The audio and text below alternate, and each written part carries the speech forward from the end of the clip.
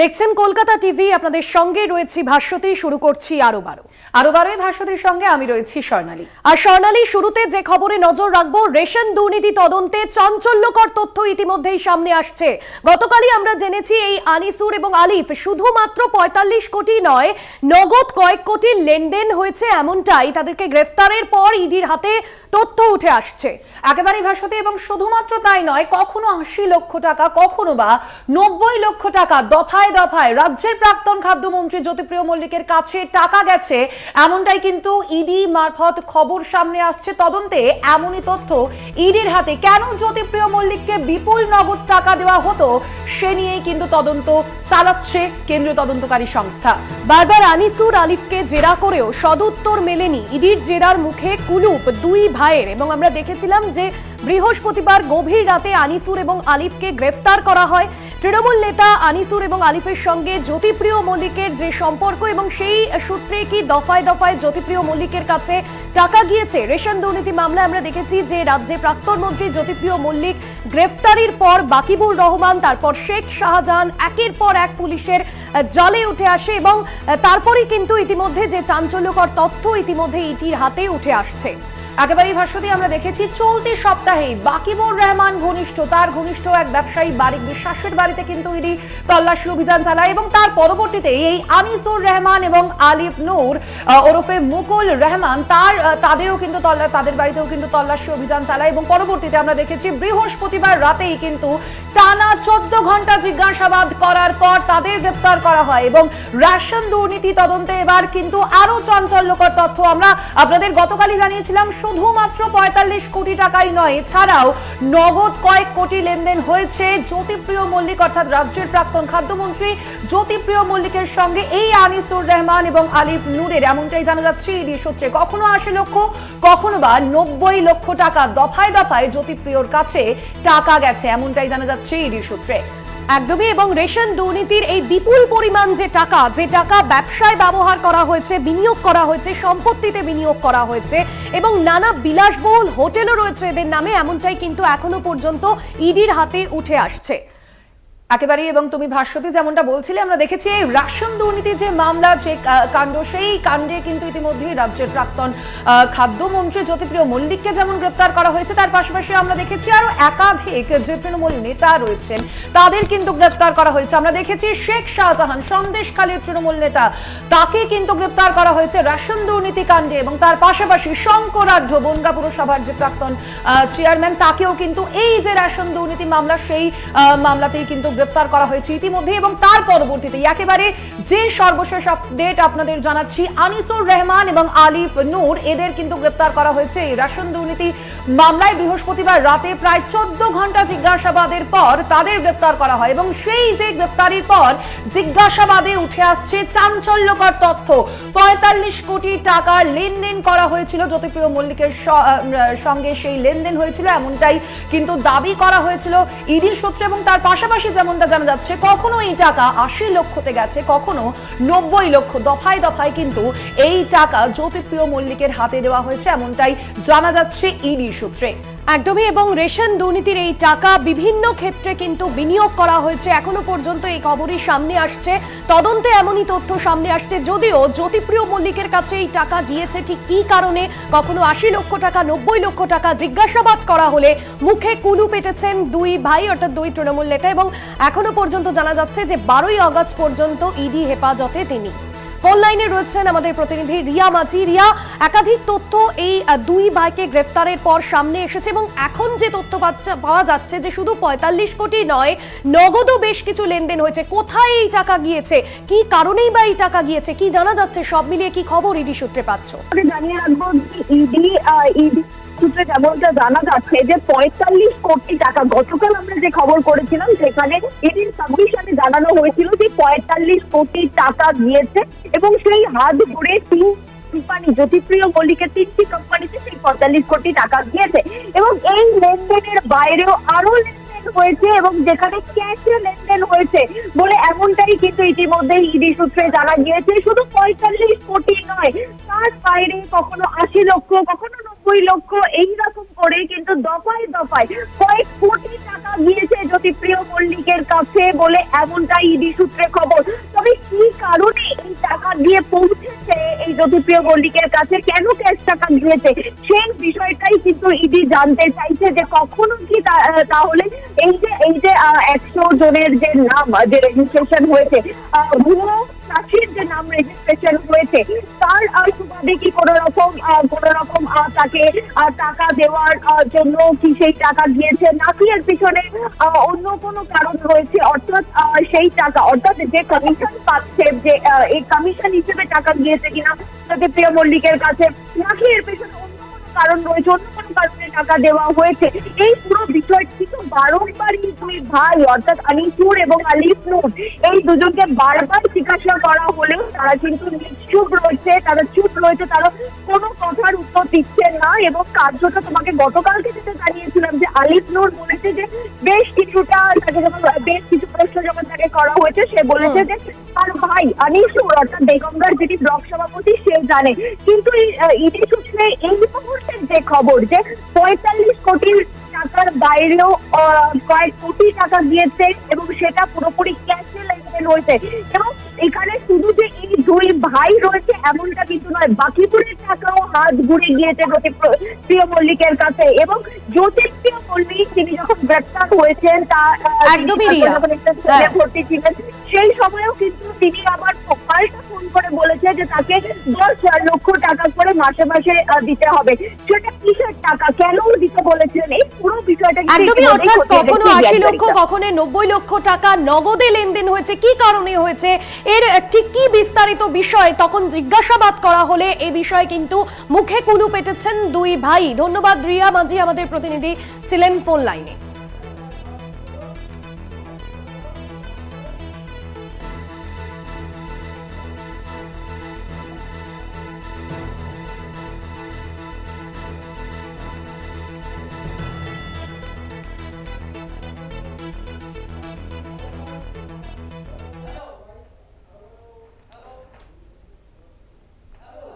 ভাস্বতী, এর পাশাপাশি নজর রাখবো যে খবরের দিকে, দীঘার সৈকতে রাশন দুর্নীতির জাল। নিউ দীঘায় আনিসুরের বিলাসবহুল হোটেলের উদ্বোধনে কয়েকজন টলি অভিনেতা উপস্থিত ছিলেন, এমনটাই কিন্তু সূত্র মারফত জানা যাচ্ছে। একদমই, এবার রেশন দুর্নীতির যে যোগসূত্র, সেই যোগসূত্র উঠে আসছে দীঘার হোটেলের সঙ্গে। কালো টাকা সাদা করতেই কি দীঘায় এই হোটেল, অর্থাৎ এই যে 45 কোটি টাকা এবং তারপরে নগদে কয়েক লক্ষ টাকা লেনদেন হয়েছে, এই সমস্ত টাকা কি এই ব্যবসায় বিনিয়োগ করা হতো শুধুমাত্র এই সমস্ত থেকে নজর ঘোরাতে? এই প্রশ্ন কিন্তু স্বর্ণালী উঠছে।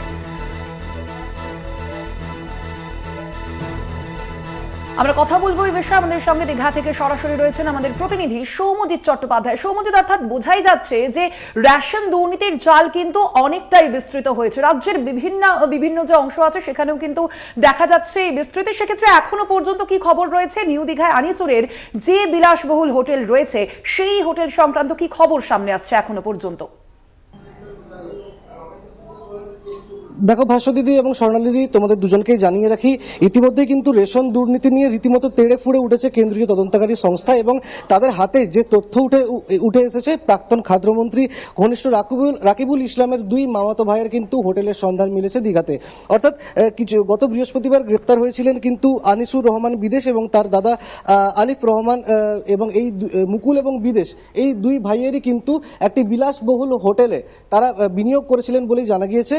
এবং সেই হোটেলে কিন্তু আমরা যখন যাই এবং হোটেলের কর্মীদের সাথে কথা বলি, তারা কিন্তু আমাদের সাথে কথা বলতেই চাননি এবং হোটেলের ম্যানেজারও কিন্তু বিভিন্নভাবে এড়িয়ে গিয়েছেন। অর্থাৎ কেন্দ্রীয় তদন্তকারী সংস্থা সরাসরি না বললেও কিন্তু যেটা সূত্র মারফত খবর যে ওই দীঘার হোটেলটি, বিলাসবহুল হোটেলটিতেই কিন্তু বিনিয়োগ রয়েছে ওই দুই ভাইয়ের, অর্থাৎ বিদেশ এবং মুকুলের, এবং সেই খবরটি কিন্তু সূত্র মারফত উঠে এসছে। সৌম্যজিৎ, তার পাশাপাশি যেমনটা জানা যাচ্ছে যে এই যে বিলাসবহুল হোটেল, তার উদ্বোধনে কিন্তু কয়েকজন টলি অভিনেতা উপস্থিত ছিলেন। সেক্ষেত্রে কি কি তালিকা পাওয়া যাচ্ছে? এই যে উদ্বোধন, সেখানে কারা কারা উপস্থিত ছিলেন এবং তাদের সঙ্গেও কি এই রেশন দুর্নীতির কোনো যোগসূত্র রয়েছে?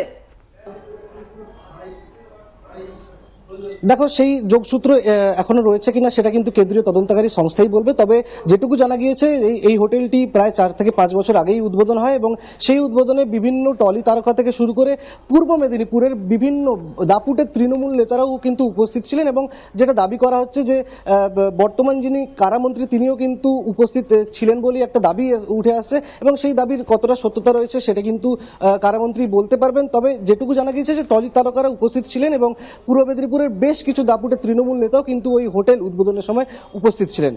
স্বর্ণালী, একেবারেই, অর্থাৎ বোঝাই যাচ্ছে সৌমজিৎ যে এই যে নিউ দীঘায় আনিসুরের বিলাসবহুল হোটেল, সেই হোটেলের উদ্বোধনে কিন্তু কয়েকজন টলি অভিনেতা উপস্থিত ছিলেন এবং সেখানেই প্রশ্ন উঠছে যে কালো টাকা সাদা করতেই কি দীঘায় এই হোটেল করা হয়েছিল।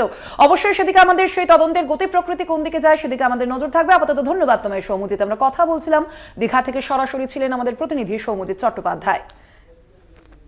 একদমই। এবং রেশন দুর্নীতি কাণ্ডে আমরা দেখেছি রাজ্যের প্রাক্তন মন্ত্রী জ্যোতিপ্রিয় মল্লিক গ্রেফতারের পর একের পর এক সামনে নাম এসেছে। একদিকে বাকিবুর রহমান, শেখ শাহজাহান থেকে শঙ্কর আঢ্য এবং এবার আনিসুর ও আলিফকে গ্রেফতারের পর একের পর এক তথ্য ইডির হাতে। এবার নিউ দীঘা একটি বিলাসবহুল হোটেলের সঙ্গে যোগসূত্র পাওয়া যাচ্ছে। আনিসুরের সেই বিলাসবহুল হোটেলের উদ্বোধনে কয়েকজন টলি অভিনেতা উপস্থিত ছিলেন।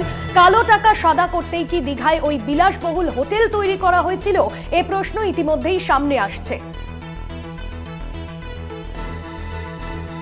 যে খবরের দিকে আমাদের নজর রয়েছে, রাশন দুর্নীতি কাণ্ডে আরো দুজনকে গ্রেফতার করা হয়েছে ইতিমধ্যে। বৃহস্পতিবার রাতে টানা 14 ঘন্টা জিজ্ঞাসাবাদের পর গ্রেফতার করা হয় আনিসুর রহমান এবং আলিফ নূরকে। এবং সেই যে আনিসুর রহমান, সেই আনিসুর রহমানের একটি বিলাসবহুল হোটেল রয়েছে এই দীঘায়, যেমনটা জানা যাচ্ছে সেই বিলাসবহুল হোটেলের উদ্বোধনে কয়েকজন টলি অভিনেতা উপস্থিত ছিলেন। তাদের সঙ্গেও রাশন দুর্নীতির কোনো যোগসূত্র রয়েছে কিনা সেইখানে কিন্তু একদিকে যেমন প্রশ্ন উঠছে, তার পাশাপাশি কালো টাকা সাদা করতেই কি এই হোটেল, প্রশ্ন উঠছে সেখানেও। আর এসডিওর তরফে কি বক্তব্য শোনাবো এই বিষয়ে। কাথির এসডিও তিনি কি বলছেন? না, সেরকম তো আমরা এই যে ডিলটা আছে মানে সেইটা সঠিকভাবে হচ্ছে কিনা, জমির বৈধ কাগজপত্র আছে কিনা, ট্রেড লাইসেন্স আছে কিনা,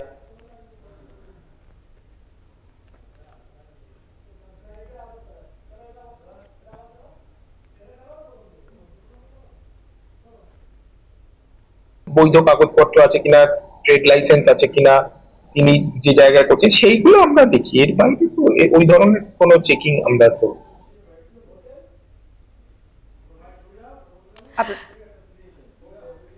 আপনারা শুনলেন কাথির এসডিওর কি বক্তব্য। দীঘা হোটেলিয়ার্স অ্যাসোসিয়েশনের কি বক্তব্য শোনাবো।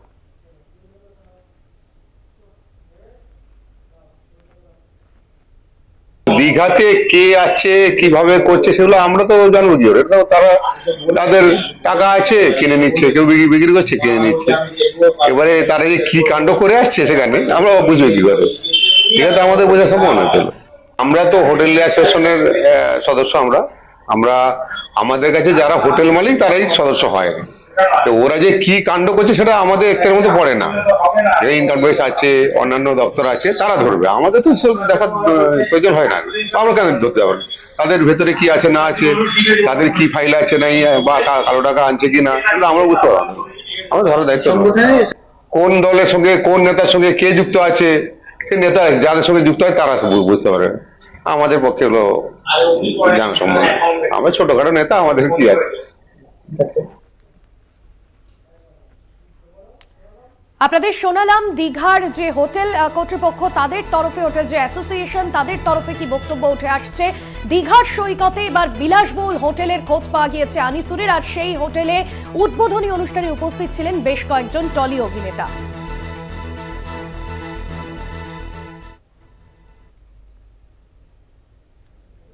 আরো বারোই সময় এখন একটা বিরতির। ফিরছি বিরতির পর, সঙ্গে থাকুন। ফিরলাম বিরতির পর। এবার যে খবরে নজর রাখবো, বৃষ্টি জলাধারের ছাড়া জলে জলমগ্ন বীরভূমের লাভপুর। বিঘার পর বিঘা ধানের জমি জলের তলায়। কুয়ে নদীর জল ঢুকছে গ্রামে, যোগাযোগ বিচ্ছিন্ন একাধিক গ্রামের রাস্তা নদী বাঁধ মেরামতিতে সেচ দপ্তরের কর্মীরা ইতিমধ্যেই সচেষ্ট হয়েছে এবং বেশ কয়েকদিনের যে টানা বৃষ্টিপাত আমরা দেখতে পাচ্ছি সেই কারণেই কিন্তু কুয়ে নদীর জল ঢুকেছে গ্রামে, যোগাযোগ বিচ্ছিন্ন হয়েছে একাধিক গ্রামের সঙ্গে। রাস্তা যে দেখা যাচ্ছে যে রাস্তা এবং নদী বাঁধ মেরামতিতে ইতিমধ্যেই সেচ দপ্তরের কর্মীরা সচেষ্ট হয়েছে। একদমই, নদী বাঁধ মেরামতিতে সেচ দপ্তরের কর্মীরা যোগাযোগ বিচ্ছিন্ন হয়েছে একাধিক গ্রামের সঙ্গে। কুয়ে নদীর জল গ্রামে ঢুকেছে, ধান চাষের জমি বিঘার পর বিঘা যে জমি সেই জমি জলের তলায়। বীরভূমের লাভপুরের ছবি আপনাদের সামনে তুলে ধরছি। বৃষ্টি ও জলাধারের ছাড়া জলে জলমগ্ন বীরভূমের লাভপুর। বিঘার পর বিঘা আপনারা দেখতে পাচ্ছেন যেই ছবি, বিঘার পর বিঘা ধানের জমি জলের তলায় চলে গেছে। কুয়ে নদীর জল ইতিমধ্যেই ঢুকেছে গ্রামে। কয়েকদিন ধরেই যে টানা বৃষ্টিপাত আমরা দেখতে পাচ্ছি সেই বৃষ্টিপাতের কারণেই কিন্তু যে ঘূর্ণাবর্ত এবং ঘূর্ণাবর্তের জেরে যে বৃষ্টিপাত চলছে রাজ্যের একাংশে, সেই কারণেই কিন্তু এই ঘটনা। সরাসরি রয়েছেন আমাদের প্রতিনিধি মনা বীরবংশী। এই মুহূর্তে সেখানের কি ছবি জানবো। মনা, যে ছবি উঠে আসছে যথেষ্টই উদ্বেগের, কারণ সাধারণ সেখানকার যে স্থানীয় বাসিন্দারা তারা একেবারে রাস্তার ওপর একদম খোলা আকাশের নিচে এসেছেন এবং বিঘার পর বিঘা জমি ইতিমধ্যেই জলের তলায়। প্রশাসনের তরফে কি পদক্ষেপ, এই মুহূর্তে সেখানকার কি ছবি উঠে আসছে?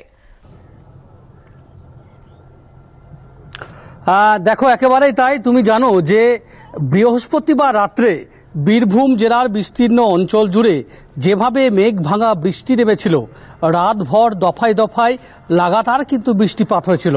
একদিকে বৃষ্টিপাতের দাপট, অন্যদিকে বিভিন্ন জলাধার থেকে অর্থাৎ ড্যামগুলি থেকে জল ছাড়া, এই দুয়ের সংমিশ্রণে বা দাপটে কার্যত জল যন্ত্রণার যে একটা চিত্র, চূড়ান্ত নাজেহাল একটা পরিস্থিতির যে চিত্র, সেটি বীরভূম জেলার বিস্তীর্ণ অঞ্চল জুড়ে কিন্তু উঠে আসছে।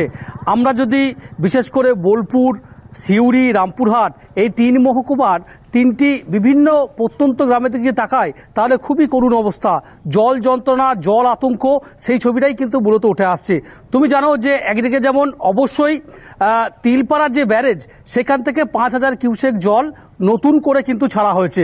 খুব স্বাভাবিকভাবেই এই জল যখন ময়ূরাক্ষী নদী হয়ে যখন অবশ্যই কুয়ে নদীতে মিশছে, ঠিক সে জায়গায় দাঁড়িয়ে বিশেষ করে বীরভূমের লাভপুর ব্লকের যে সমস্ত মানুষ, ঠিবা, কুরুন্নাহার, ইন্দাস, বিপুটিকুড়ি, এই সমস্ত 4টি অঞ্চলের একাধিক গ্রাম, সেই গ্রামের মানুষ কিন্তু আতঙ্ক রয়েছে।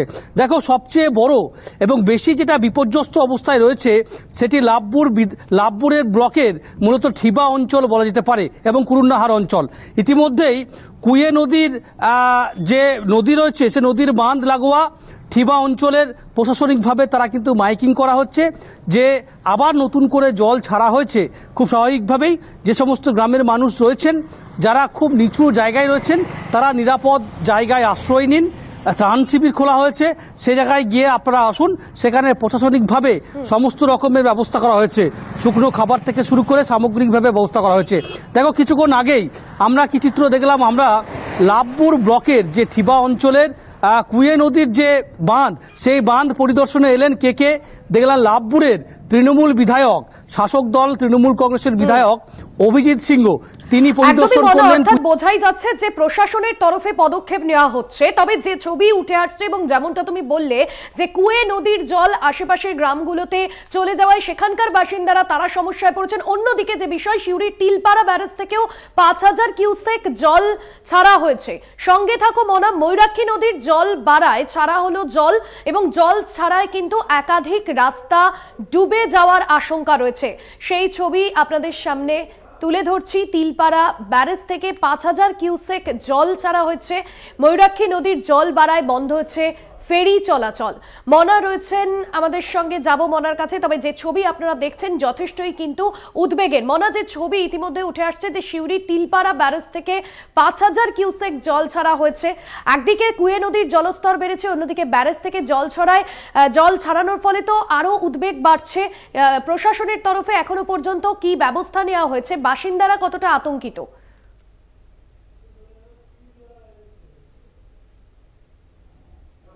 অত্যন্ত গুরুত্বপূর্ণ বিষয়, তার কারণ হচ্ছে যে এলাকার মানুষজন কতটা আতঙ্কিত এবং ভীত সন্ত্রস্ত।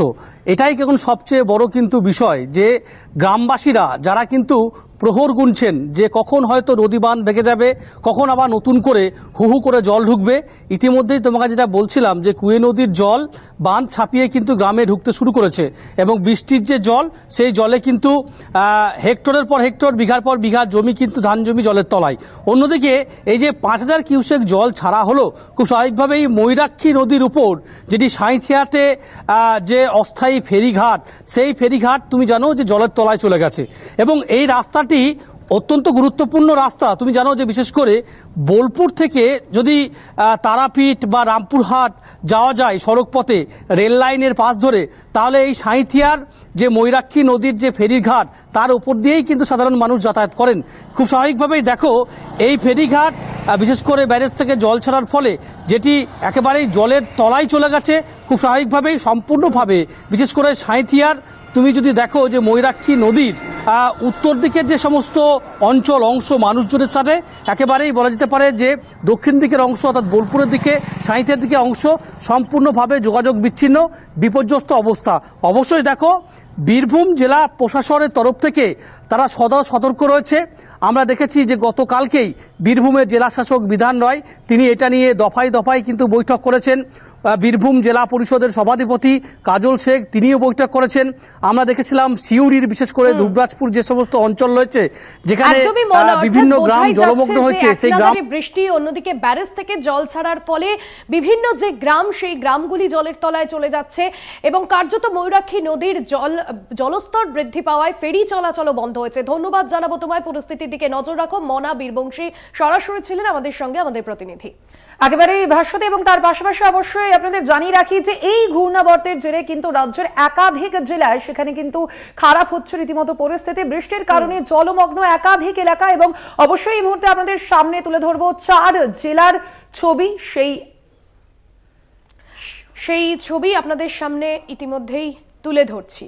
সাঁইথিয়া, লাভপুর, আসানসোল, ঘাটাল, এই 4 জায়গার ছবি আপনাদের সামনে তুলে ধরছি। যেমনটা আপনাদের জানাচ্ছিলাম যে ঘূর্ণাবর্ত ও মৌসুমী অক্ষরেখার প্রভাবে কিন্তু এই টানা বৃষ্টিপাত হচ্ছে রাজ্যের একাংশে এবং সেই কারণে ইতিমধ্যেই জলমগ্ন হয়েছে সাঁইথিয়া, লাভপুর, আসানসোল, ঘাটালের একাংশ। সেই ছবি আপনারা দেখতে পাচ্ছেন কলকাতা টিভির পর্দায়। জল ছাড়ায় একাধিক রাস্তা যেমন ডুবে গেছে, আপনাদের সামনে কিছুক্ষণ আগেই আমরা তুলে ধরছিলাম বীরভূমের ছবি। সেখানেও কিন্তু ময়ূরাক্ষী নদীর যে জলস্তর তা বৃদ্ধি পেয়েছে ইতিমধ্যে এবং অবশ্যই সেখান থেকে যারা স্থানীয় বাসিন্দারা রয়েছেন তারাও কিন্তু যথেষ্টই আতঙ্কিত এই পরিস্থিতির কারণে। অন্যদিকে এই মুহূর্তে আপনারা যে ছবি দেখতে পাচ্ছেন সাঁইথিয়া, লাভপুর, আসানসোল, ঘাটাল, এই যে 4 জায়গা রয়েছে সেখানেও কিন্তু বিভিন্ন যে রাস্তা তার উপর যেমন প্রভাব পড়েছে, বিভিন্ন জায়গার সেতুও ভেঙে পড়েছে। 30 থেকে 40টি গ্রামের যোগাযোগ বিচ্ছিন্ন হয়ে পড়েছে, সমস্যায় পড়েছেন স্থানীয়রা। একদমই, এবং জেলায় জেলায় জল যন্ত্রণার যে ছবি সেই ছবি আপনাদের সামনে তুলে ধরলাম। এবার আপনাদের সামনে ঘাটালের ছবি তুলে ধরবো। সেখানে বৃষ্টিতে ভাঙলো ঝুমি নদীর উপর বাঁশের সাঁকো এবং যে বাঁশের সাঁকো দিয়ে যোগাযোগ হতো 30 থেকে 40টি গ্রামের মধ্যে এবং সেই সাঁকো ভেঙে যাওয়ায় কিন্তু যথেষ্ট সমস্যায় পড়েছেন স্থানীয়রা। মধুসূদন রয়েছেন আমাদের প্রতিনিধি ফোন লাইনে। মধুসূদন, স্থানীয় বাসিন্দারা তারা কতটা সমস্যার মধ্যে পড়েছেন, কি দাবি জানাচ্ছেন তারা এবং এখনো পর্যন্ত স্থানীয় প্রশাসন তারা এই বিষয়ে কি ব্যবস্থা নিয়েছে? কিন্তু গতকাল যে ঝুমি নদী, সেই ঝুমি নদীতে কিন্তু পরপর 7টি বাঁশের সাঁকো ভেঙে যায়। 7টি বাঁশের সাঁকো ভেঙে যাওয়ার পরেই কিন্তু আজ থেকে নৌকা চলাচল শুরু হয়েছে। সেই নৌকা চলাচলের পাশাপাশি বর্তমান যে ছবিটা, যে মনসুকার যে ঝুমি নদী, সেই ঝুমি নদীতে প্লাবিত হচ্ছে রাস্তাঘাট। এক প্রকার দেখো মনসুকা থেকে খড়ার যে প্রধানমন্ত্রী গ্রামীণ সড়ক যে যোজনার রাস্তা, সেই প্রধানমন্ত্রী গ্রামীণ সড়ক যোজনার রাস্তাটি কিন্তু ইতিমধ্যে জল উপচে প্রবেশ করতে শুরু করেছে গ্রামে। আর এর ফলে কিন্তু একটা রীতিমতো আতঙ্কের সৃষ্টি হয়েছে এলাকার বাসিন্দাদের মধ্যে। পাশাপাশি কিন্তু দ্বারকেশ্বর যে নদ, সেই নদের কিন্তু এক প্রকার বৃষ্টির যে জল, পাশাপাশি ডিভিসির যে ছাড়া জল, সেই জলে কিন্তু এক প্রকার উপচে উঠেছে মনসুকা। একদমই, ধন্যবাদ মধুসূদন ভট্টাচার্য, প্রতিনিধি ছিলেন ফোন লাইনে।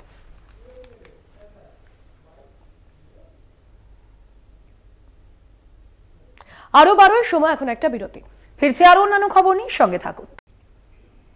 আরো 12 নিয়ে ফিরে এলাম বিরতির পর। বিরতিতে যাওয়ার আগেও আপনাদের বিভিন্ন জেলার ছবি তুলে ধরছিলাম। বিভিন্ন জেলায় কিন্তু জলমগ্ন টানা বৃষ্টিতে যে পরিস্থিতি তৈরি হয়েছে এবং এই মুহূর্তে যে ছবি আপনাদের সামনে তুলে ধরবো, দুর্যোগ মোকাবিলায় ইতিমধ্যেই তৎপর হয়েছে প্রশাসন। দুর্যোগে নামখানার উপকূলীয় এলাকায় মাইকিং প্রশাসনের এবং মাইকিং করেই মৎস্যজীবীদের সমুদ্রে যেতে নিষেধ করা হয়েছে। একদমই, এবং দক্ষিণবঙ্গে এক নাগারে বৃষ্টির জেরে বিভিন্ন জায়গায় যে দুর্যোগ পরিস্থিতি তৈরি হয়েছে, দুর্যোগ মোকাবিলায় তৎপর প্রশাসন। ইতিমধ্যেই উপকূলীয় যে এলাকাগুলি রয়েছে সেখানে মাইকিং করা হচ্ছে প্রশাসনের তরফে। সেই ছবি আপনাদের সামনে তুলে ধরছে কলকাতা টিভির পর্দায়। অন্যদিকে মৎস্যজীবীদেরও সমুদ্রে যেতে নিষেধাজ্ঞা জারি করা হয়েছে। একেবারেই আপনাদের নিকটবর্তী স্কুল বাড়ি কিংবা ঘূর্ণিঝড় আশ্রয় কেন্দ্রে গিয়ে আশ্রয় নিন। প্রয়োজনে নামখানা থানার সঙ্গে যোগাযোগ করুন। নামখানা থানার পুলিশ প্রশাসন সর্বদা আপনাদের পাশে রয়েছে এবং থাকবেন। পুলিশ জেলার নামখানা থানার পক্ষ থেকে জানানো হচ্ছে যে আলিপুর আবহাওয়া দপ্তরের পূর্বাভাস অনুযায়ী আগামীকাল অমাবস্যার কোটালে ভারী বৃষ্টি হওয়ার সম্ভাবনা রয়েছে। সেই সঙ্গে এ বিষয়ে আমরা কথা বলবো। ফোন লাইনে রয়েছেন প্রতিনিধি কোয়েল মণ্ডল। কোয়েল, কি জানা যাচ্ছে এখনো পর্যন্ত প্রশাসনের পক্ষ থেকে কি কি সতর্কতা দেওয়া হলো এবং এখনো পর্যন্ত কি কি পদক্ষেপ নেওয়া হয়েছে, স্থানীয়রাই বা কি বলছেন? একদমই, দেখো, প্রথমত তোমাকে জানিয়ে রাখবো, এই যে গোটা বঙ্গ জুড়ে দুর্যোগপূর্ণ আবহাওয়া, এই দুর্যোগপূর্ণ আবহাওয়ার সমস্ত পরিস্থিতির ওপর কিন্তু প্রশাসনের নজর রয়েছে এবং ইতিমধ্যেই কিন্তু জেলা প্রশাসন থেকে শুরু করে ব্লক প্রশাসনের তরফে বাড়তি সতর্কতা অবলম্বন করা হয়েছে। যেমনটা ছবি উঠে আসছে, দক্ষিণ 24 পরগনা জেলার নামখানা ব্লকের যে উপকূলীয় এলাকা, সেখানে সকাল থেকেই নামখানা থানার পক্ষ থেকে লাগাতার মাইকিং প্রচার চালানো হচ্ছে এবং এই মাইকিং প্রচারের মাধ্যমে মৎস্যজীবীদের গভীর সমুদ্রে যাওয়ার উপর নিষেধাজ্ঞা জারি করা হচ্ছে। মৎস্যজীবীদের বলা হচ্ছে যতক্ষণ না আবহাওয়ার পরিবর্তন হচ্ছে, অর্থাৎ দুর্যোগ কাটছে, ততক্ষণ পর্যন্ত মৎস্যজীবীরা যেন কোনোভাবেই সমুদ্রে রওনা না দেয়। অন্যদিকে একেবারেই কাঁচা নদীবাঁধ সংলগ্ন যে সমস্ত বাসিন্দারা রয়েছেন তাদেরকে সতর্ক থাকার পাশাপাশি প্রয়োজনে নিজেদের প্রয়োজনীয় নথিপত্র গুছিয়ে উঁচু স্থানে আশ্রয় নেওয়ার কথা বলা হচ্ছে। পাশাপাশি তোমাকে জানিয়ে রাখবো, টানা যে ভারী বৃষ্টিপাত এবং এই ভারী বৃষ্টিপাতের জেরেই কিন্তু জেলার বিভিন্ন প্রান্তে নামখানা, কাকদ্বীপ, পাথর প্রতিমা, গঙ্গাসাগর একাধিক জায়গায় কিন্তু জলমগ্ন হয়ে পড়েছে। বাড়ির মধ্যে জল ঢুকেছে, কোথাও কোথাও আবার যাতায়াতের যে রাস্তা, সেই রাস্তাও জলমগ্ন হয়েছে। দ্রুততার সঙ্গে এই যে জলমগ্ন এলাকা যেখানে জল জমেছে, সেই জলগুলো যাতে বের করা যায় সেদিকেও প্রশাসনের নজর রয়েছে। অন্যদিকে প্রত্যেকটি ব্লক অফিস থেকে সমগ্র পরিস্থিতির ওপর নজর রাখা হচ্ছে। পাশাপাশি ব্লক অফিসগুলিতে মজুত রাখা হয়েছে ত্রাণ সামগ্রী এবং দুর্যোগপূর্ণ আবহাওয়ার কারণেই কিন্তু যে সমস্ত সুন্দরবনের একাধিক নদীবাঁধ যেহেতু দুর্বল রয়েছে, সেই কাঁচা দুর্বল নদীবাঁধগুলোর উপর সেচ দপ্তর এবং পঞ্চায়েতের বিশেষ নজর রয়েছে। একদমই, অর্থাৎ বোঝাই যাচ্ছে যে উপকূলবর্তী যে এলাকাগুলি আছে সেখানে কিন্তু দুর্যোগ মোকাবিলায় ইতিমধ্যেই তৎপর হয়েছে প্রশাসন। আপাতত ধন্যবাদ তোমায় কোয়েল। কথা বলছিলাম, ফোন লাইনে ছিলেন প্রতিনিধি কোয়েল মণ্ডল।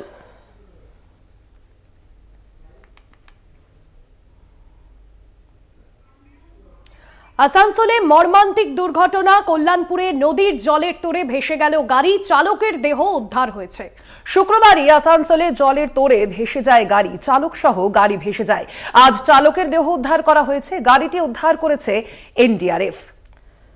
আপনাদের সামনে যে ছবি তুলে ধরছি, চালকের দেহ উদ্ধার হয়েছে এবং দেখছেন যে ছবি, রীতিমতো জলের তোড়ে ভেসে যায় গাড়ি। শুক্রবারই আসানসোলে জলের তোড়ে ভেসে যায় গাড়িটি এবং সেই ছবি একেবারে দেখতে পাচ্ছেন আপনারা। চালক সহ গাড়িটি ভেসে যায় এবং আজ চালকের সেই দেহ উদ্ধার করা হয়েছে। গাড়িটিও ইতিমধ্যেই উদ্ধার করেছে এনডিআরএফ। আজ সেই গাড়ির মধ্যে থাকা যে চালক, সেই চালকের দেহ উদ্ধার করা হয়েছে। একেবারে মর্মান্তিক ঘটনার সাক্ষী থেকেছে আসানসোলবাসী। আসানসোলে এই দুর্ঘটনা হয়। কল্যাণপুরে নদীর জলের তোড়ে রীতিমতো ভেসে যায় একটি গাড়ি। চালকের দেহ উদ্ধার করা হয়েছে আজ। পবিত্র বন্দ্যোপাধ্যায় প্রতিনিধি রয়েছেন ফোন লাইনে। পবিত্র, চালকের দেহ উদ্ধার হয়েছে আজ এবং গতকাল যে ছবি আমরা দেখলাম, যে ভিডিও, জলের তোড়ে রীতিমতো গাড়ি ভেসে যাচ্ছে, ঠিক কি ঘটনা হয়েছিল, কি জানা যাচ্ছে? তোমাকে বলি যে আসানসোলে লাগাতার যেমন দুদিন রাজ্যে বৃষ্টি হয়, তেমনি আসানসোলে লাগাতার এই যে দুদিন বৃষ্টি হয়েছে, সেই বৃষ্টি হওয়ার ফলে যে গাড়ুই নদী, সেই গাড়ুই নদী ভরে যায় এবং নদীর জলের তোড় এত বেশি ছিল যে রাস্তা দিয়ে মানুষ চলাফেরা করা অসুবিধা হচ্ছিল। পাশাপাশি তোমাকে বলে রাখি, এই যে কালকে যে ঘটনা ঘটেছে, আমরা ছবিতে দেখাচ্ছি যে এক ব্যক্তি সে গাড়ি চালিয়ে সে ওই তার বাড়ির অভিমুখে রওনা দিচ্ছে, কিন্তু জলের তোড় এতটাই বেশি ছিল যে ওই যে জলের তোড়ে সে আর তার দাম সামলাতে পারেনি চাল সামলাতে না পারে দেখা যাচ্ছে গাড়ি চলতে চলতে ডান দিকে সে গাড়ি টার্ন নেয় এবং জলে ভেসে যায়। এবং তোমাকে বলে রাখি এই ভদ্রলোকের নাম চঞ্চল বিশ্বাস, আসানসোলের রাতঘাট সুগম পার্কের সে বাসিন্দা। এবং তোমাকে জানিয়ে রাখি ভাস্বতী যে এই যে ঘটনা, এই ঘটনা খুবই দুর্বিষহ এবং দুঃখজনক। এবং আসানসোলবাসী তার দৃশ্য এই যে দৃশ্য যে জলে গাড়ি ভেসে সেই দৃশ্য চাক্ষুষ করেছে। কিন্তু প্রশ্ন উঠছে এই যে নদীর যে নাব্যতা তা হারাচ্ছে এবং যে দখল করার যে প্রবণতা, মাটি ফেলে যে নদী, তার ফলেই আরো বেড়ে যাচ্ছে এই জল। এবং এই যে ঘটনা তার মৃত্যু, তা এই বার্তা এনে আনছে শহরে। বেশ, ধন্যবাদ জানাবো তোমায়। পবিত্র বন্দ্যোপাধ্যায় প্রতিনিধি ছিলেন ফোন লাইনে।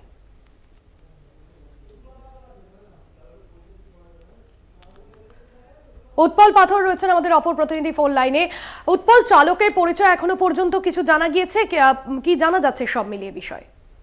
দেখো, গতকাল যে কল্যাণপুর হাউসিং এর যে ব্রিজের মধ্যে যে গাড়ি একজন নিয়ে যাচ্ছিল তাকে বন্ধ করা হয় পিছন থেকে, তার ফলে জলস্তরে ভেসে যায় এবং সকালে তাকে এনডিআরএফ টিম উদ্ধার। উৎপল, শোনা যাচ্ছে? সম্ভবত যোগাযোগ বিচ্ছিন্ন হয়েছে। আপনাদের জানিয়ে রাখবো, চালকের দেহ উদ্ধার হয়েছে, অর্থাৎ যে গাড়িটি জলের তোরে ভেসে গিয়েছে। দক্ষিণবঙ্গে গত কয়েকদিনের একটানা বৃষ্টিতে বিভিন্ন জায়গায় জল জমেছে, বিভিন্ন নদীর জলস্তর বেড়েছে। আর আসানসোলে এই মর্মান্তিক ঘটনা, কল্যাণপুরে নদীর জলের তোরে ভেসে গেল গাড়ি। চালকের দেহ উদ্ধার হয়েছে আজ, এবং নদীতে যারা এনডিআরএফ এর টিম তারা সেখানে নেমে তল্লাশি অভিযান চালায় এবং ওই চালকের দেহ উদ্ধার করে। চালক সহ গাড়িটি ভেসে যায়।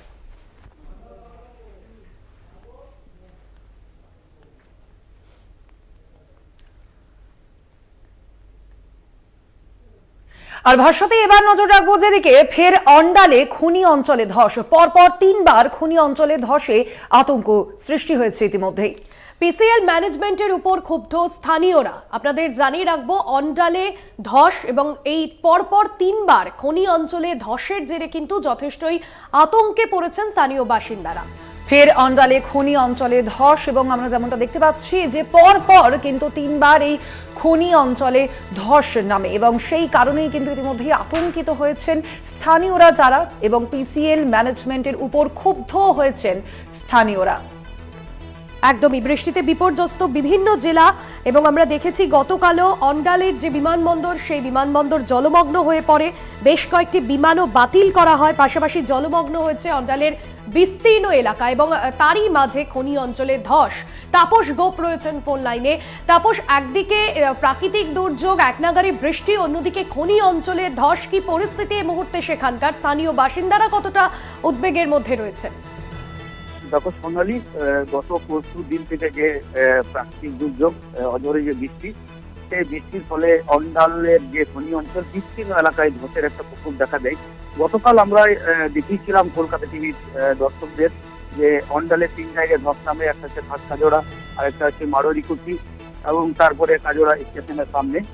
আজও ধসের প্রকোপ দেখা দিয়েছে খনি অঞ্চলে। এটা হচ্ছে বহুলা যে বাধ্যকর পাড়া রয়েছে, বাধ্যকর পাড়ার পরিত্যক্ত শিবির পাশেই ধসের ঘটনা ঘটে। আর এই ধসের ঘটনার পরে এলাকায় আতঙ্ক ছড়িয়ে পড়েছে। গতকাল যেখানে ধস নেমেছিল সেই ধসের এলাকা আপাতত সেই এলাকা ফিল আপ করার কাজ চলছে, এই ধরনের আমরা একটা খবর পাচ্ছি। অন্যদিকে কালকে আমরা দেখিয়েছিলাম যে অন্ডাল যে বিমানবন্দর, সেই অন্ডাল বিমানবন্দরের ভেতরে জলে পরিপূর্ণ হয়ে যায়, মানে বিমান নগরী পুরো পরিপূর্ণ হয়ে যায় জলে, এবং বিমান বাতিল করতে বাধ্য হয়। সোনালী, একদমই ধন্যবাদ জানাবো। তাপস গোপ ছিলেন ফোন লাইনে। ফের অন্ডালে খনি অঞ্চলে ধস, 3 বার খনি অঞ্চলে ধসে আতঙ্ক, পিসিএল ম্যানেজমেন্টের উপর ক্ষুব্ধ স্থানীয় বাসিন্দারা। একদিকে টানা বৃষ্টি হচ্ছে অন্ডালে, সেই এবং তার পাশাপাশি ফের অন্ডালে খনি অঞ্চলে ধস। পরপর 3 বার খনি অঞ্চলে ধসে আতঙ্ক সৃষ্টি হয়েছে। ইতিমধ্যেই ইসিএল যে কর্তৃপক্ষ রয়েছে, সেই ইসিএল কর্তৃপক্ষের উপর ক্ষুব্ধ হয়েছেন বাসিন্দারা, যারা স্থানীয়রা রয়েছেন তারা এই বিষয়ে অভিযোগ করেছেন। এবং যে ছবি আপনারা দেখতে পাচ্ছেন, ফের অন্ডালে খনি অঞ্চলে ধস। কয়েক ঘন্টার ভারী বর্ষণে গতকাল থেকেই বিপর্যস্ত খনি অঞ্চল। প্রবল নিম্নচাপের জেরে বৃহস্পতিবার সন্ধ্যে থেকেই অন্ডালের বিভিন্ন জায়গায় শুরু হয়েছে বৃষ্টিপাত।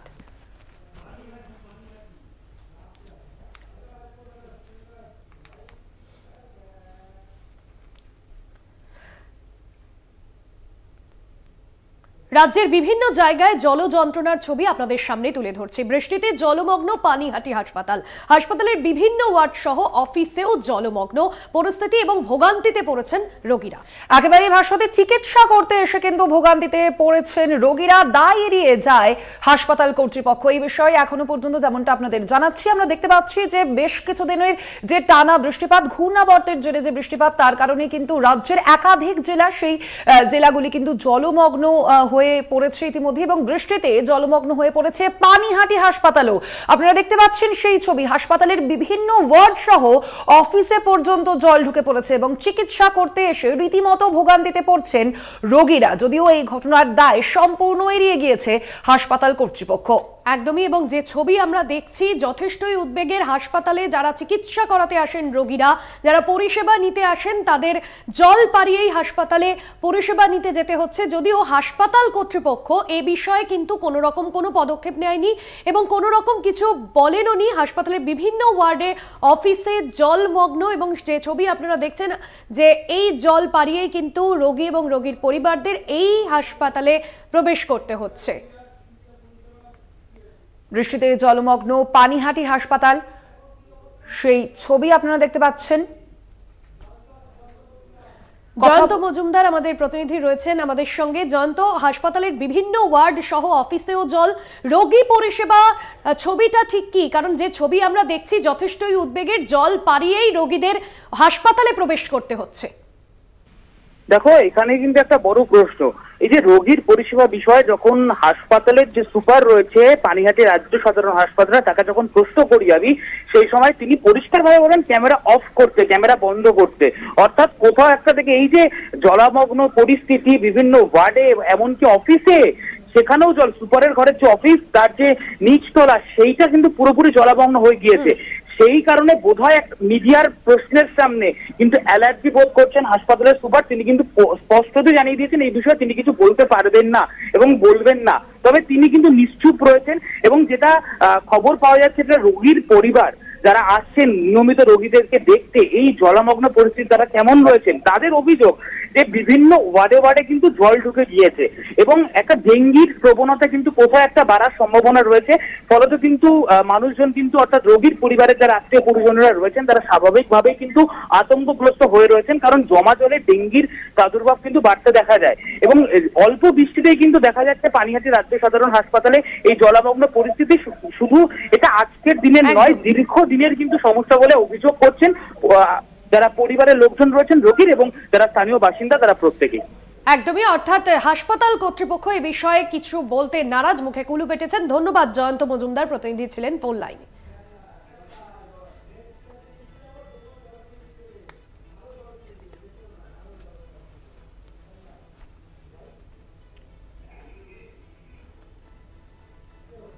আর ভাস্বতী, আমরা দেখতে পাচ্ছি লাগাতার এই বৃষ্টিতে কিন্তু বিপর্যস্ত দক্ষিণবঙ্গ। সব ছুটি ইতিমধ্যেই বাতিল করতে নির্দেশ জেলা শাসকদের, নির্দেশ মুখ্য সচিবের। জেলায় জেলায় কন্ট্রোল রুম চালু করার নির্দেশও দেওয়া হয়েছে ইতিমধ্যেই।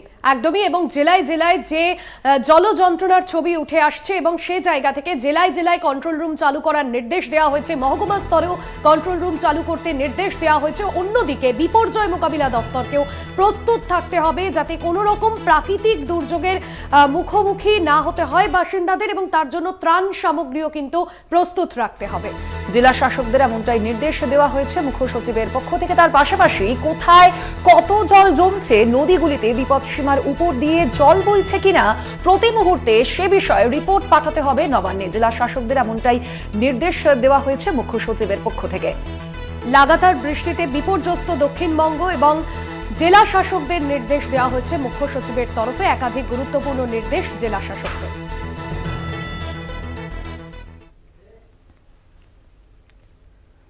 সময় এখন একটা বিরতির। ফিরছি বিরতির পর, আরো খবর নিয়ে সঙ্গে থাকুন।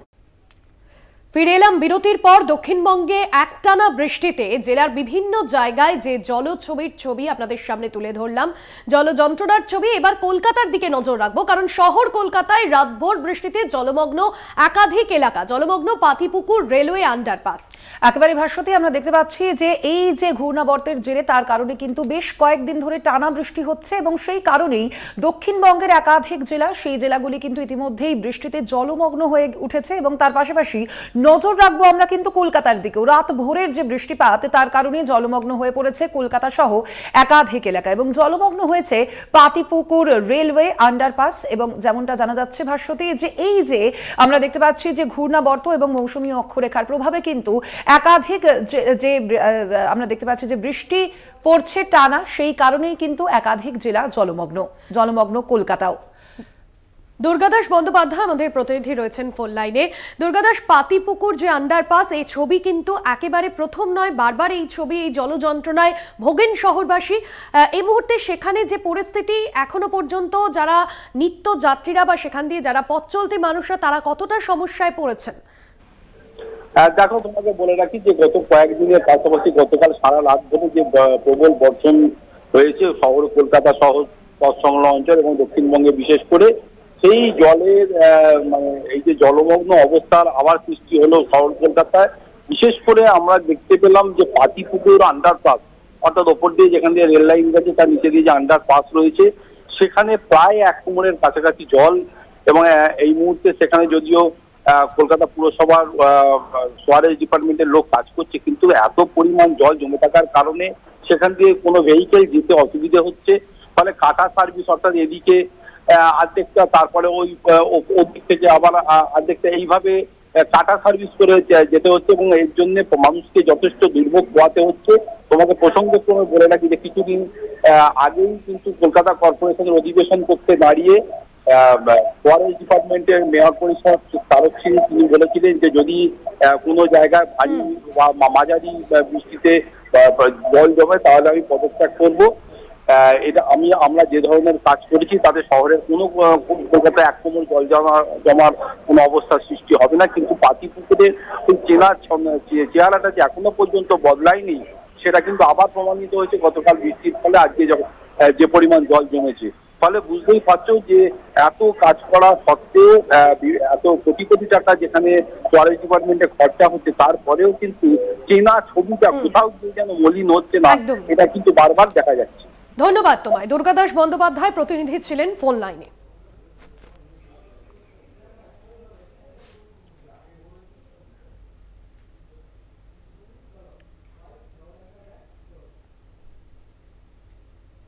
আরো বারো এখন এখানেই শেষ করছি। দেখতে থাকুন কলকাতা টিভি, রাত দিন 7 দিন।